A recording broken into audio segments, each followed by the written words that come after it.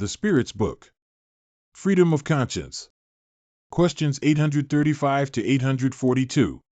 Is freedom of conscience a consequence of freedom of thought? Conscience is an inner thought that belongs to persons, as do all their other thoughts. Do humans have the right to set up barriers to freedom of conscience? No more so than to freedom of thought, because God alone has the right to judge the conscience. If humans use their laws to regulate relations between individuals, God uses the laws of nature to regulate relations between individuals and God. Is every belief respectable even when notoriously wrong-headed? Every belief is respectable when it is sincere and leads to the practice of the good. Reproachable beliefs are those that lead to evil. Are we blameworthy when we offend the beliefs of someone who does not think like us?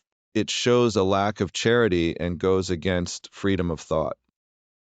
Does it go against freedom of conscience to obstruct beliefs that might disturb society? Acts may be restrained, but inner belief is untouchable. Out of respect for freedom of conscience, should we allow the propagation of harmful doctrines, or may we, without going against such freedom, seek to lead back onto the path of truth those who have been led astray by erroneous principles? Certainly you may, and you should, but follow the example of Jesus.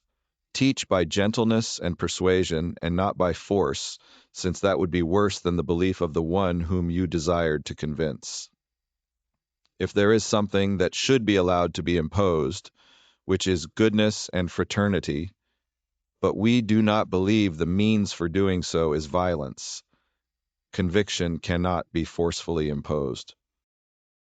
Since all doctrines claim to be the sole expression of the truth, by what signs can we recognize which one actually has the right to be presented as such? It will be the one that produces the fewest hypocrites and the greatest number of moral individuals, which means they practice the law of love and charity in its greatest purity and widest application.